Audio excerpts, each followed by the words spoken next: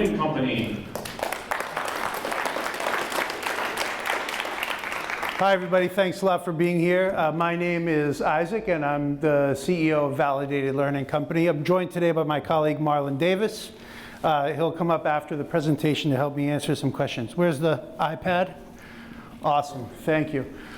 All right, so Validated Learning Company. What are we doing? We're building the world's largest quiz and quiz question sharing marketplace to enable personalized learning at scale. And that's maybe a lot of vocabulary words, but I want everybody to think back to any time you ever had a tutor or a coach or somebody who taught you something one-on-one. One thing you might remember about those experiences was you were able to learn very quickly and effectively. And one of the reasons was because you and your tutor or your coach who you were working with could very quickly know what you had learned and what learning gaps still remained, and then address those with you specifically based on where your learning gaps were.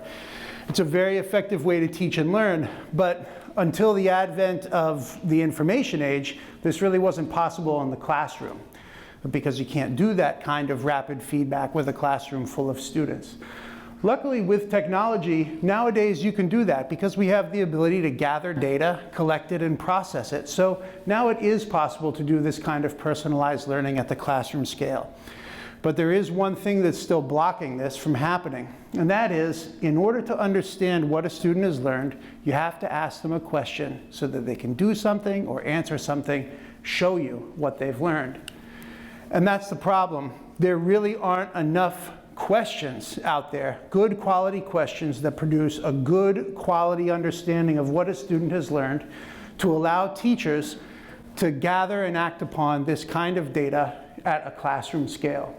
In fact, if you think about just in K-12 alone, with all of the grades, all of the subject areas, all the books that are out there to read, all of the historical events that are out there to study, you actually need more than 1 million different questions in order to cover the full gamut of things that students learn when they're in the K-12 curriculum.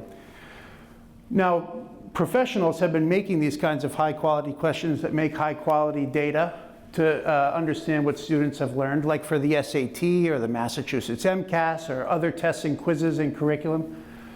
But you might be surprised to know that it costs more than $100 to create one good high-quality question the traditional way, by having someone with a master's degree write the question, then have someone with a PhD test that question.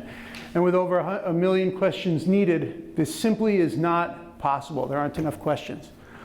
We started out as a company that graded quizzes with a phone. We gave teachers the power to create a quiz and then scan a piece of paper and grade that quiz with their phone. And what we found was that while 10% of our teachers were writing tons of great questions, the other 90% were saying, we need questions. We don't know how to write them. It's taking too long. They're not good enough.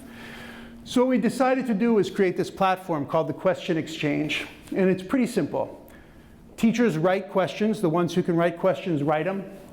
They share those questions on the Exchange. Teachers who need questions find those questions and then use them inside of our quiz app or any other digital assessment application that's connected to the Exchange through our Exchange API.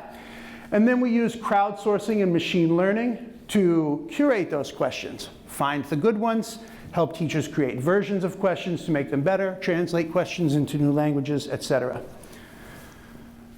So in terms of the traction, we've got about 10,000 active teachers, over 200,000 questions on the Exchange. We've collected about 70 million student responses so far. In terms of the business, our first business, this quizzing app, was all about selling subscriptions to the app to schools and school districts. We have some pretty innovative business models with this Exchange, including like a Netflix for quiz questions where publishers can publish questions that people can subscribe to, or Dropbox for quiz questions, allowing teachers to build their own private item banks of questions. And we have some of our first publisher partner we're in negotiations with now.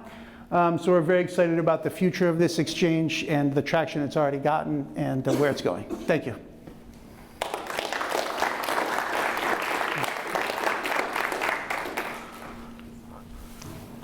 Any questions? Yeah. You mentioned that you use machine learning. Can you kind of talk a little bit about that? Sure, yeah. I mean, the main area of focus for us is at the interface of crowdsourcing and machine learning.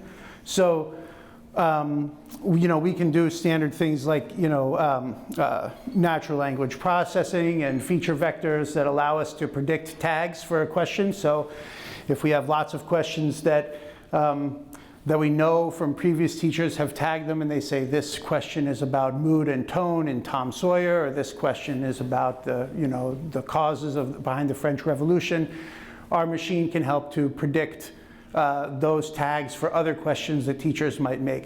But there's also even deeper ways we can do this, combining with crowdsourcing. So for example, when a teacher does a search for a question, we can examine from the search results we gave them, based on the search terms that they entered, which questions do they choose? And then from those, which tags do they choose to track in the quiz? And that all gives us a better sense of what kinds of teachers are looking for what kinds of questions, allowing us to provide better search results. Another example that I really like at the early stages that we're using here today is when a teacher pulls up a question that they find in the Exchange, or when they write a new question, we can go in, look at other questions that have similar feature vectors in their language or in their images that are attached to the questions, and suggest to them tags that we think are appropriate for that question, whether it's grade level, difficulty, subject area, a Common Core standard, or a state education standard or goal. And then based on which of those tags the teachers choose to apply to that question, we can then refine our machine learning model. And yeah? What are some of the most popular types of questions on the platform? I'd say type, or is it, history? A lot of them are K-12. Right now we have really rudimentary math notation, so there's not as much math as we would like. It's a lot of K-12, a lot of English, a lot of history.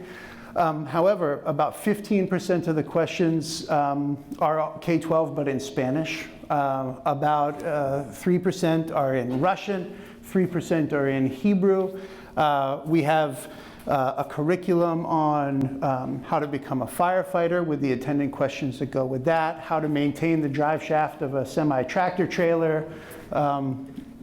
Just all sorts of things. It really does run the gamut, but the focus is K-12. Yeah. Any trouble with people using copyrighted material? Sure. So like Craigslist, we're just plumbing, right? So we do have a system where someone can flag a question as being someone else's intellectual property. But currently we haven't had any complaints about it. The other thing that's funny about this industry is that, at least in the K-12 space, a lot of the questions that are part of question banks that are being sold by publishers are the same questions that are being sold by another publisher in another bank. So there's already a lot of recycling of intellectual property. The real value is the tagging and the alignment of a specific piece of question content with a specific learning objective or curriculum. And that's where our platform's adding value. Yeah? So are you starting at the level of the school or the individual teacher or even the district? Like, what's the sort of... Do you want to answer that, or? Well, both. I mean, right now, we have individual student accounts, teacher accounts, but we also have district accounts. We're working with corporations, so Teach for America is one of our partners as well. So it really runs the gamut. We can service the individual user or the large-scale users. Yeah, so like our quick key assessment application, what we started with, we sell, it's a SaaS subscription, and a teacher can buy it, a school can buy it, or a district can buy it. For the Xchange platform, there's a few different models. The Open Exchange itself is completely free. Anybody can use it at no cost. It's kind of like Stack Exchange, except for quizzes. But then you could also buy a subscription to what we call Xchange Premium, which what I was mentioning, we have a publisher who has about 70,000 K-12 math, science, and English questions, all professionally written and really well tagged and labeled. They'll be selling those questions over the Xchange Premium, which users will subscribe to, and that could be a teacher or a district. We also have a beta customer district that has about 7,000 questions, but they don't want to share those questions with anybody else publicly because they use those questions for a set of benchmark tests. And so they want to keep them private. So what they do is they pay a per teacher per year price to store those questions privately and only give access to what we call a green list of those teachers. That's it. That's our time. Thank you, everybody. Thank you.